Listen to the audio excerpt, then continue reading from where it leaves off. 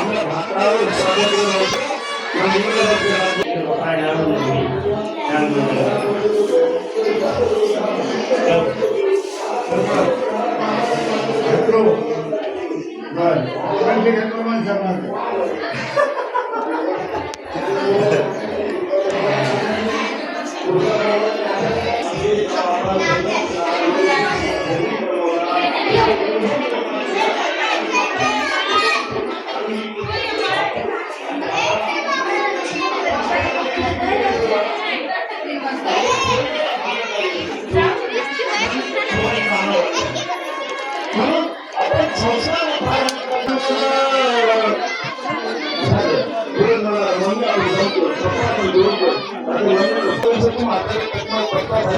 आणि याला द्राक्ष घेऊन महाराजांनी प्रसाद दिल्यानंतर ते प्रसाद आपल्या पदरामध्ये बांधून घेऊन येते बाळाला. तुझे बाळा तुझ्यासाठी प्रसाद आला बेटा, गंमत आली.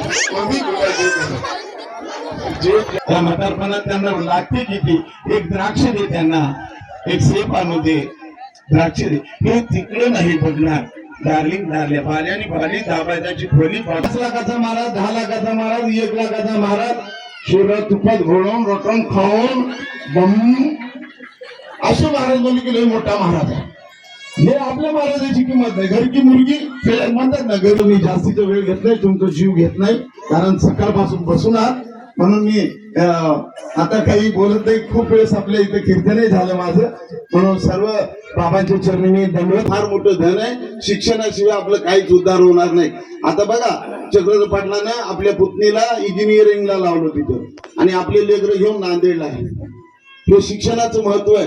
आता काय म्हणतात, उभे बायकोन त्याला घेऊन गेला, नांदेडला राहायला, मरायला गेला नाही, शिक्षणाला गेला. तुमचे पोरं तर तुमच्या प्रॉपर्टीवरून, तुमच्या या सगळ्या केळीवरून, मळ्यावरून तुमचे पोरं पुण्याला, मुंबईला, दिल्लीला पाहिजे होते, डॉक्टर इंजिनियर. आणि आतापर्यंत सगळं चिंतन या संस्काराविषयी केलेलं आहे. म्हणून तुम्ही आम्ही भाग्यवान आहोत. अशा सानिध्यामध्ये आलो. तुम्हा सर्वांच्या बोलण्या थोडं मी राग असेल, बघा, मी एका ठिकाणी गेलो कीर्तनाला. अध्यात्म, आत्मा, परमात्मा, ब्रह्म, पिंड हे म्हणतात. ते पुराणी संगीतातून सांगतो. घरात आली बायको आता, आई बाप धुन धुन धुन धुन, बायको भेटली सुंदरी, आई बाप नको घरी, बापाकडून कोणी बघायला तयार नाही. म्हणून तुमच्या हात जोडून चरणी प्रार्थना आहे, आईवडिलांची सेवा करा, याच दुसरा देवच नाही. म्हणून या ठिकाणी संस्कार शिबिर झालेले बोलतो.